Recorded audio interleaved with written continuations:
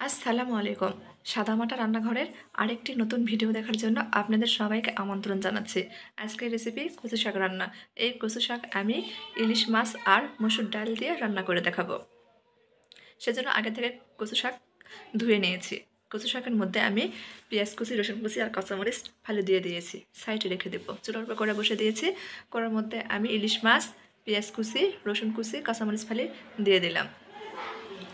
স্বাদ মতো লবণ, 1 চামচ হলুদ, 1.5 টেবিল চামচ আদা রসুন বাটা দিয়ে দিব।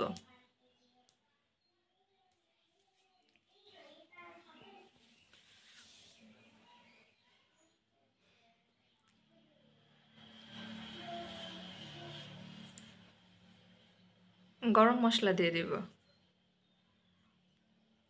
পরিমাণ মতো তেল দিয়ে দিব। চুলা অন করে দিয়েছি। এখন এটা নাড়াচাড়ে মশলার সাথে মিশিয়ে নেব মাছ। মিশানো হয়ে গেলে আমি পরিমাণ মতো পানি দিয়ে দিব। এই পানিতে মাছটা সেদ্ধ হয়ে যাবে। নাড়াচাড়ে দিচ্ছি, ঢাকনা দিয়ে ঢেকে দিব। ঢাকনা খুলে নাড়াচাড়ে দিয়েছি।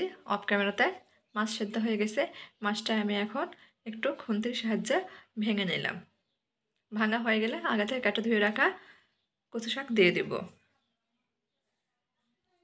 অল্প একটু পানি দিয়ে দিব সেদ্ধ করে নেওয়ার জন্য। আমার কড়াটা ছোটো হয়ে গেছে, সেজন্য পাল্টে নিলাম। বড় হাঁড়িতে দিয়ে দিয়েছি।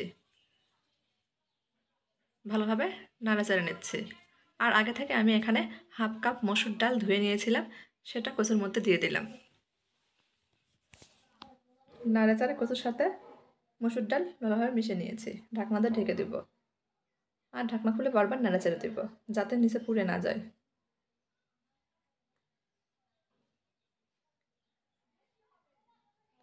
আমার এই সাদামাটা ঘরোয়া রান্না যদি আপনাদের একটু ভালো লাগে থাকে, দয়া করে আমার চ্যানেলটা সাবস্ক্রাইব করে দিবেন। লাইক, কমেন্ট, শেয়ার করবেন। আপনারা অনেকে ভিডিও দেখেন কিন্তু লাইক করেন না। অনেক কষ্ট হয় একটা ভিডিও তৈরি করতে। দয়া করে একটা করে লাইক দিয়ে দিবেন। সেদ্ধ হয়ে গেছে। এখন এটা আমি ডাল ঘোটনার সাহায্যে ঘাটে নেব। ঘাটা হয়ে গেছে, একটু পানি দিয়ে দিলাম। এটা মাখা মাখা করে রান্না করব।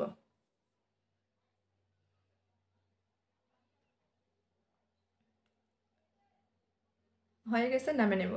এখন এটা বাগার দেব, সেজন্য কড়াতে আগে থেকে আমি পেঁয়াজ আর রসুন কুচি দিয়ে দিয়েছি।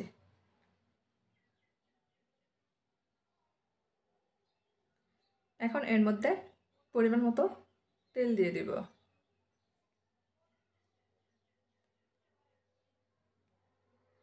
নাড়াচাড়া পেঁয়াজটা নরম করে ভেজে নেব। আমার কথাবার্তায় রান্নায় কোনো ভুল হয়ে থাকলে সবাই ক্ষমা সুন্দর দৃষ্টিতে দেখবেন। পেঁয়াজ নরম হয়ে আসলে এর মধ্যে আমি 1/2 চামচের একটু বেশি গোটা জিরা দিয়ে দিলাম। এখন পেঁয়াজটা লাল করে ভেজে নেব। পেঁয়াজ লাল করে ভাজা হয়ে গেছে। এখন আগে থেকে রান্না করে নেওয়া কচু শাক এর মধ্যে দিয়ে দিব। নাড়াচাড়া ভালোভাবে মিশিয়ে নেব।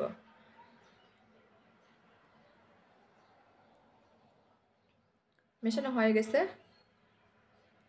এর মধ্যে একটা বলক উঠে নিব।